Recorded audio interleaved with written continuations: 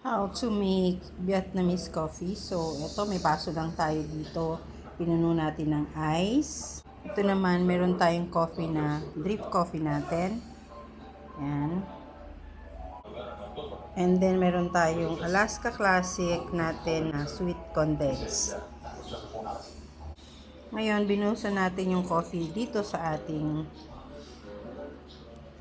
ice cube. So, yan na. And now, lalagyan na natin ang ating condense sa ibabaw.